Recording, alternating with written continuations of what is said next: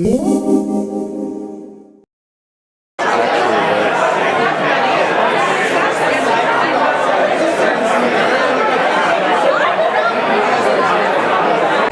think it was good at making economics intelligible for the average person. I first discovered Milton Friedman a few years ago when I was in the Marine Corps.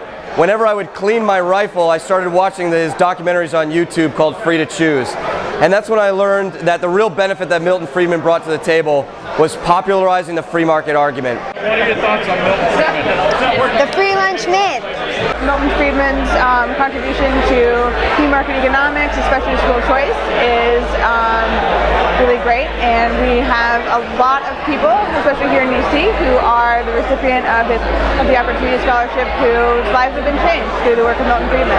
How he changed the economic consensus of America from like Keynesian economics to free market-based economics. Milton Friedman was old enough to remember Prohibition, and he said that even though the drugs were, alcohol was prohibited, it was still widespread, of course, because there was still a demand for it. And if you look at the war on drugs, the same thing happens. Let me just thank our partners here, Tax Foundation, Liberty on the Rocks, the Friedman Foundation, who has been very generous in helping us to put on this event. Also, let me point out that we have a fantastic game here that we all want you to participate in. This is Cards Against Liberty, Friedman edition. It's a real blast. If you've ever done something like Cards Against Humanity, or to the old folks in my generation, Mad Libs, you'll love it. So enjoy. Also, all the way over there, we have a table full of school supplies. Well, that's not just a prop. We know Milton Friedman was a passionate advocate for educational choice, but those supplies are actually going to go to the Perry Street Preparatory Charter School. Feel free to make a donation because it's a very worthwhile cause. I just say that Milton Friedman informs so many of our daily activities in the policy community. I was putting together testimony for a balanced budget constitutional amendment for hearings that the House Judiciary Committee was holding last week. What did I find?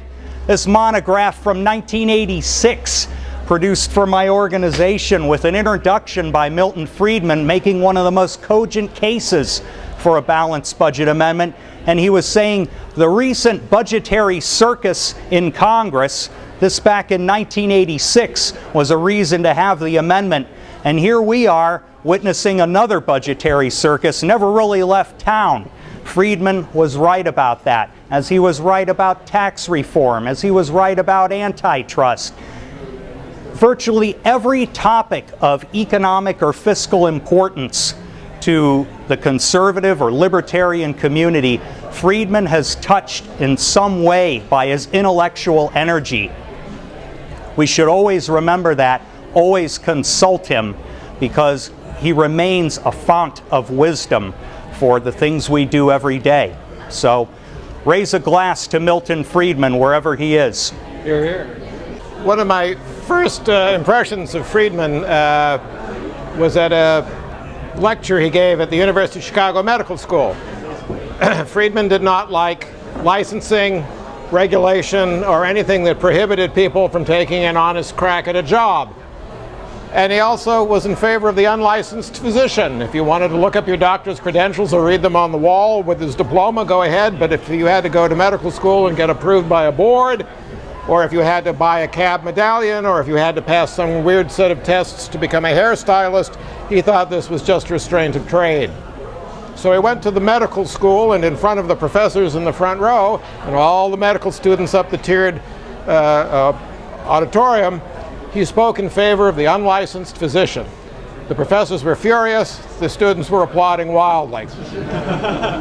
I don't know if you remember, but some years ago Queen Elizabeth came to town. Can you hear? A few years ago, Queen Elizabeth came to town and spoke to Congress at a luncheon, and she was at a podium, and she's very short and the lectern was very tall, and all you could see was her hat. And this appeared in all the British newspapers. "Oh, the hat speaks to Congress." Well, Friedman was short too, And he was behind the lectern at the Chicago Medical School. And you couldn't see him very well. But on the screen behind him, 30 feet tall, was his picture on the cover of Time magazine that week. So the professors had a hard time putting him down, and the medical students were pretty impressed at what they saw. He was a teacher. He'd come in and give a lecture, and he would lay out the principles and then start the example. And because you knew the principles and he was so logical, he would lead you Socratically to the answer even as he was giving it. He was very clear in his presentation, intensely logical. If you tried to argue back with him in some sloppy philosophical way, you were cut down to size real quick. But with a smile on his face, you never resented it. He would go to dinners with the students at the dorms. He would argue all kinds of policy questions. He was a libertarian. I think he would have been very pleased with the votes recently in Oregon about legalizing pot. He didn't believe in prosecuting victimless crimes.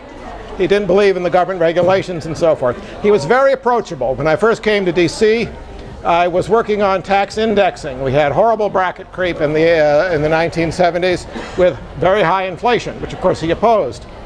And when I started putting in indexing amendments, first with Senator Taft of Ohio, I asked Professor Friedman, could you send me a note endorsing the concept? And within 48 hours, I had a nice, cogent argument why it was immoral to use inflation to raise taxes in a sneaky fashion, and this should be stopped. And we put it in the congressional record.